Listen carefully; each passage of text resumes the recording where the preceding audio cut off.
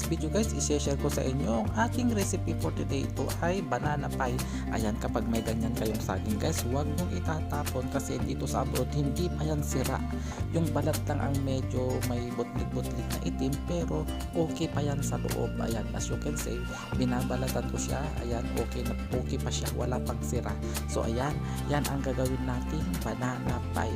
Ayan, so ibabalot natin siya into a triangle. Ayan, kasi yun ang available na balot dito sa bahay. Yung sobra ko lang yung nagaling Dubai. Ayan, so ayan, binabalatan ko na yung ating saging at imamash natin yan mamaya guys. Ayan, so ang ingredients natin lang yan ay yung milk na powder at saka yung sugar. Ayan, napakasarap yan guys. Gawin mo din. Ayan, pwede sa mga bata, masarap yan. So ayan, minamash ko na yung saging para ma-mix natin mamaya yung powder milk at saka yung sugar. So napakasarap ito guys na merienda. Hindi lang merienda, pwede rin baunin ng inyong mga anak kasi napakasarap na ika nga.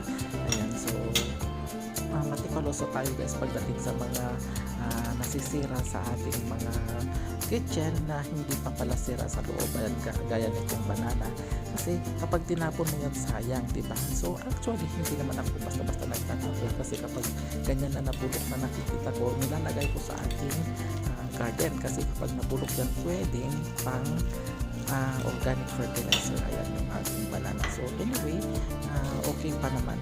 So ayan, naglagay na ako dyan ng white sugar. Ayan, kasi yan ang ating babalutin mamaya.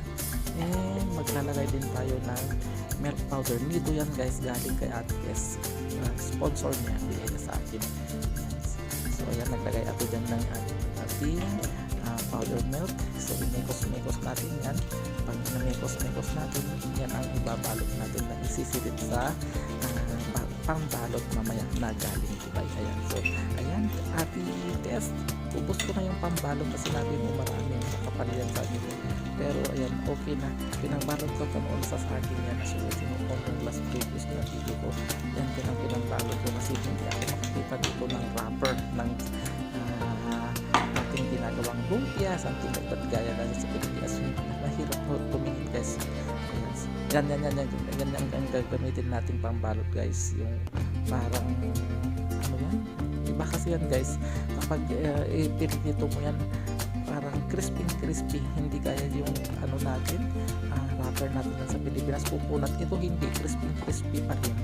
Ayan, napakasarap. Ayan, so ayan, nagsisilid na ako dyan guys, nilalagyan ko na yung ating pambalot. Ayan, so ayan guys, lulutuin natin yan mamaya at meriendahin natin. Parang nalilito pa ako dyan na magbalot guys, kasi medyo nakalimutan ko na kung paano procedure ng pagbabalot ng ganyan. Square pa siya. Yan. Pero kapag ginamit mo pambalot, magiging parang ayan ko, labintador ikanya guys na natin na sa Pilipinas. Pero madali lang naman na yan pambalot guys, kasi kapag yung yan yung pabilog na gaya din sa ating wrapper, ewan ko kung paano yung lulusot siguro. So ito naman, ganyan pa triangle, at yung dinalagyan ko lang, sinisilid ko yung ganyan kahit konti lang, pero masarap yan guys yung ating ginagawa ngayon. Ayan, ganyan o. Wala, Diyos ko, nakita ko tumakbo, meron na dito sa bahay. Ayan, so ayan, lulutuin na natin guys. Nabalot ko na. Ayan na ang kinalabasan ng ating ginawang banana pie. So ilolocate ko lang yung ating baka masumok. So ayan, niloloto ko na siya.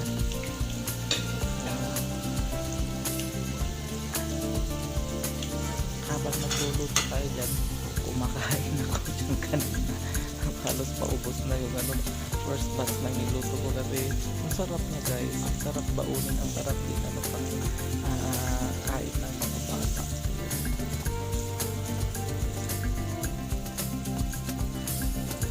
Pero minsan kapag nakakakita ako ng pamalo sa Asian store, pero iba pa rin yung ginagamit natin wrapper sa Pilipinas. Dito brown na brown yung kanilang wrapper, hindi gaya din sa Pilipinas. Kasi narin na yan. Ito yung iwan ko kung anong ginagawang dito wrapper.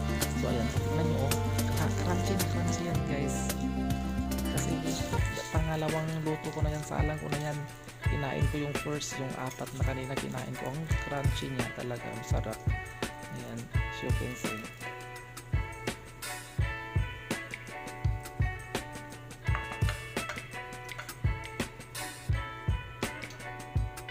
Ayan, pangatlong salang ko na yan. Panglas na siguro yan.